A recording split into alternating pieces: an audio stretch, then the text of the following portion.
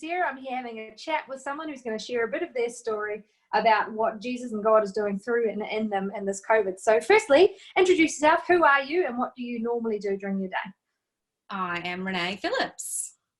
I normally go to college in Melbourne, as you may remember.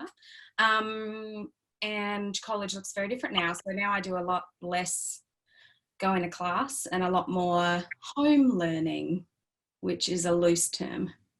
So tell us what college it is. Oh, sorry. It's the Salvation Army Training College to become an officer. Very cool. So that's what you normally do. So how has all this COVID stuff changed then? Well, we don't have classes anymore, like physical face-to-face classes. Church is different. The core I'm at the moment is doing some pre-recording, so I'm still doing my share of the sermon and or meeting structure. And I'm helping out in their doorways program for 3 hours. Cool. And you told us you joined the Temple Break. I did briefly, yeah. Until COVID got the better of that as well. Oh, well, there's always time to keep that back up when things change again. So what has impacted you most through this COVID crisis? It's just not, who would have seen it coming? Like, I mean, I know people think that, yes, we could have predicted it, and sorta, but who would have thought that it would have affected everyone? And like, there's hardly anyone untouched by it. It's just crazy. Mm. What is even normal anymore? I don't know. I feel like besides the school, the dramatic change to how schooling is done now for me and the breaking down of what Sunday looks like, I can do a lot of my nothingness, whether I'm supposed to be indoors or not. So in terms of your faith relationship with God and Jesus, though, how has that developed or changed through this? Had to completely rethink a lot of stuff. So a lot of the ways, there's this beautiful walking, I used to walk along the beach in Adelaide as like a way to connect and debrief and kind of generally be. And there I found a really nice walking trail here along like a dirty river, but it's fine. And now every man and his dog is there, literally. So it's no longer peaceful. It's just mayhem because everyone's decided they need to exercise all of a sudden. So I've had to rethink a lot of that and how do I now connect with God in a way that's maybe different? There's an opportunity to do that. Been talking to some other cadets about that, and some of the other second years are out on placement in all different number of environments that they're not used to either. So it's been interesting to kind of learn from them and kind of, this is what life is now, a lot of unknowns rather than a lot of comfort. So it's a nice thing, I think. It's a nice thing? I mean, no, but for me, sorry, I have enjoyed the kind of way it makes you think about things. Cool. So what would you like to share with other people about just encouragement to them or learnings that you've had to want to pass on to them? Just that there's really no one untouched.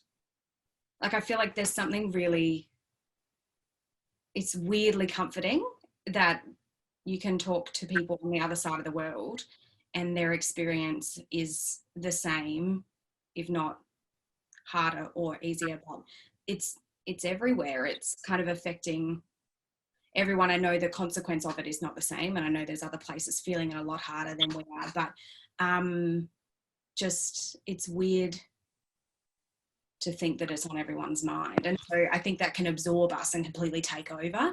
But I think it's important now to just, this is what it is for now. And then after that, what will it be like? But there's no point we can't hang on to what has been, and we can't go back there either. Nothing's ever going to be the same again. But that's beautiful in the same way as it's terrifying.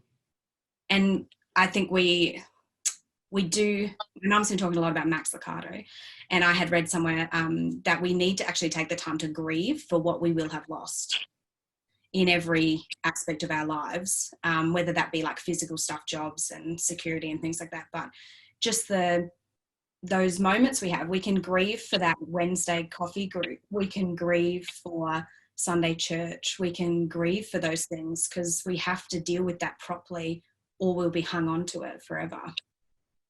We won't be able to move into what this new thing could be. And it is a time of trauma and change, and we do need to grieve. Otherwise, as you said, we'll be stuck in it. And as you said before, that great lever that we're all in this together, so we can all support and encourage and go through it together and sort of figure out together what the world will look like when we get out on the other side. And why can't we make it a better place? Yeah. Such a light shone on those that are disadvantaged because of what this means because it hasn't not touched anyone. And so there's those people whose eyes have now been opened to the fact that some people live without the security of home and food every day. That's their actual life, is this fear for, will I eat tomorrow? Will I have a home next week? Will I have my job in 3 weeks? Like, that's someone's life. And we're now living in that kind of uncertainty. And it's shone a light on that. So I hope we can come out the other side better, more aware, and just better. Like, why not? Yeah, understanding and open. Cool. Well, thank you, Renae. Just know that we as a church are going to continue to pray for you wherever you are and wherever you're going. And thanks for chatting to us. And I'm sure you get lots of comments from particularly your mother to encourage you where you are. So bless you, and we'll see you later. Thank you very much.